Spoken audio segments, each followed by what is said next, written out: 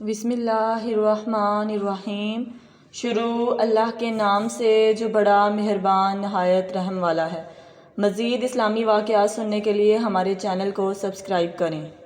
ابن سعد میں ہے کہ ایک موقع پر خود حضرت مولا علی نے اس کا اظہار فرمایا کہ میں ہر آیت کے متعلق بتا سکتا ہوں کہ یہ کہاں اور کیوں اور کس کے حق میں نازل ہوئی، اور صحابہ میں حضرت ابن عباس کے سوا اس کمال میں آپ کا کوئی شریک نہیں۔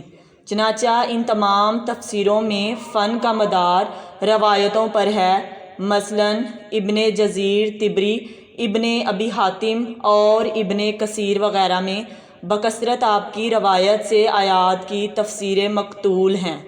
ابن سعد میں ہے کہ آپ نے حضور صلی اللہ علیہ وآلہ وسلم کی وفات کے 6 مہینے تک جو گوشہ نشینی اختیار کی، اس میں آپ نے قرآن مجید کی تمام صورتوں کو نزول کی ترتیب سے مرتب کیا تھا۔ ابن ندیم نے کتاب الفہرست میں صورتوں کی اس ترتیب کو نقل کیا ہے۔ جناب حضرت علی المرتضیٰ نے بچپن سے لے کر وفات نبوی صلی اللہ علیہ وآلہ وسلم تک 30 سال حضور صلی اللہ علیہ وآلہ وسلم کی خدمت و رفاقت میں بسر کیے، اس لیے آپ اسلام کے احکام و فرائض اور ارشادات نبوی صلی اللہ علیہ وآلہ وسلم کے بہت بڑے عالم تھے۔ پھر تمام صحابہ میں وفات نبوی کے بعد سب سے زیادہ آپ نے عمر پائی۔ آن حضرت صلی اللہ علیہ وآلہ وسلم کے بعد تقریباً 30 برس تک ارشادات و افادات کی مصنف پر جلوہ گر رہے۔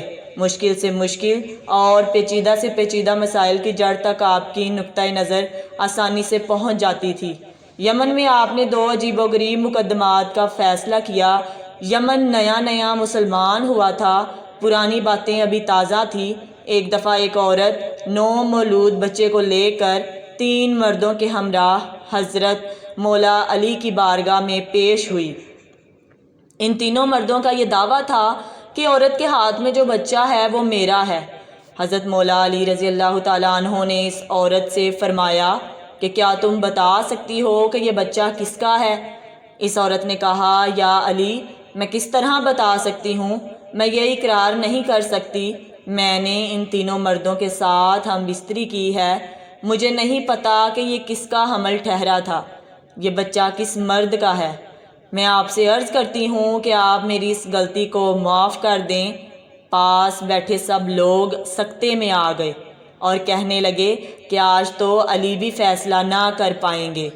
پھر حضرت علی نے پوچھا، تم تینوں میں سے اس عورت کا شوہر کون ہے؟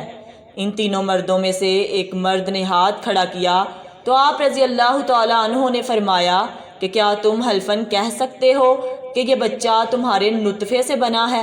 شوہر نے حضرت علی سے عرض کیا، نہیں حضور، میں اپنی بیوی کی بدکاری دیکھ کر کبھی بھی یقین سے نہیں کہہ سکتا کہ یہ بچہ میرا ہے یا پھر کسی اور کا ہے۔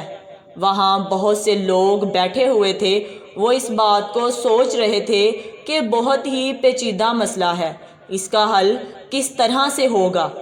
وہاں مشرکین بھی بے شمار جمع تھے۔ مشرکین کہنے لگے کہ آج حضرت علی کوئی فیصلہ نہیں کر پائیں گے۔ حضرت علی رضی اللہ تعالیٰ عنہ کچھ دیر تک چپ رہے۔ اس کے بعد حضرت علی رضی اللہ تعالیٰ عنہ نے قرعہ ڈالا اور فرمایا کہ اب میں قرعہ ڈالتا ہوں، جس کے نام پر قرعہ نکلے گا بچہ اس کا ہوگا۔ حضرت علی رضی اللہ تعالیٰ عنہ نے 3 ٹکڑے کاغذ کے لیے اور تینوں پر ایک ایک مرد کا نام لکھ دیا۔ پھر اس کو چھپا کر سامنے کیا گیا۔ ایسا کئی بار کیا گیا۔ جب قرعہ نکلتا تو ایک ہی مرد کا نام نکلتا۔ اس مرد کو اس لڑکے کا باپ تصور کیا گیا۔ لڑکے کو غلام سمجھ کر اس کی قیمت لگائی گئی اور قیمت کے 3 حصے کیے گئے۔ جس کے حصے میں قرعہ نکلا تھا، اس شخص سے اس قیمت کے 2 حصے وصول کر کے باقی دونوں مردوں کو دے دیے گئے۔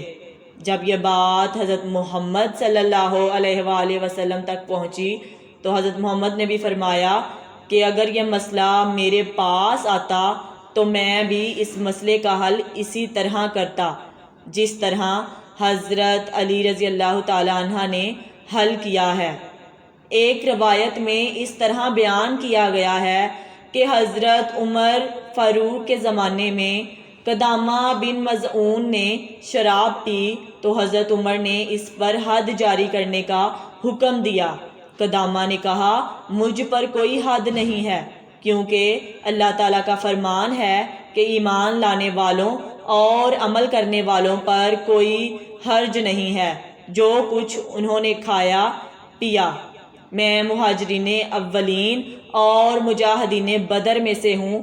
جب عمر فاروق نے فرمایا کہ تم نے درست کہا ہے، اس لیے قدامہ کو بغیر کسی سزا کے رہا کر دیا گیا، اس پر کوئی حد جاری نہ کی گئی۔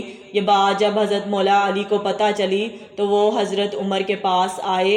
حضرت مولا علی نے حضرت عمر رضی اللہ تعالیٰ عنہ کو کہا کہ قدامہ پر کوئی حد جاری کیوں نہیں کی، قدامہ کو رہا کیوں کیا؟ حضرت عمر نے سارا ماجرا سنایا۔ حضرت علی رضی اللہ تعالیٰ عنہ نے کہا قدامہ اس آیت کا اہل نہیں ہے۔ وہ قدامہ جو حرام کی راہ پر چل کر اور حرام کام پر مرتب ہوا، اس بات میں تو کوئی شک نہیں ہے کہ یہ شخص خدا اور رسول پر ایمان لایا اور نیک کام بھی کیے، البتہ یہ لوگ خدا کی حرام کردہ چیزوں کو حلال نہیں کر سکتے۔ قدامہ جو الفاظ کہہ چکا ہے اس کو توبہ کرنی چاہیے۔ حضرت علی رضی اللہ تعالیٰ عنہ نے فرمایا کہ اگر یہ قدامہ توبہ کرتا ہے تو اس پر حد جاری کی جائے، اگر قدامہ توبہ نہ کرے تو اس کو قتل کر دیا جائے، کیونکہ وہ ملت اسلام سے خارج ہو گیا ہے۔ حضرت عمر سمجھ گئے تھے کہ قدامہ کو چھوڑ کر غلطی کی ہے اور قدامہ کو کہا کہ تم توبہ کرو۔ قدامہ یہ بات اچھے طریقے سے سمجھ گیا تھا کہ میرے بارے میں شرعی سزا کیا ہے۔ قدامہ نے توبہ کی تو اس کی قتل کی سزا تو معاف ہو گئی، تو اب قدامہ پر حد کا مسئلہ باقی تھا۔ حضرت عمر نے حضرت علی رضی اللہ تعالیٰ عنہ سے پوچھا کہ آپ مشورہ دیجئے کہ قدامہ پر کس طرح حد جاری کرنی چاہیے۔ حضرت علی رضی اللہ تعالیٰ عنہ نے فرمایا قدامہ کو 80 کوڑے مارے جائیں، کیونکہ جو بھی شرابی نشہ کرتا ہے تو وہ مست ہو کر بہکی باتیں کرنا شروع کر دیتا ہے۔ حضرت علی رضی اللہ تعالیٰ عنہ کے کہنے پر قدامہ کو 80 کوڑے مارے گئے۔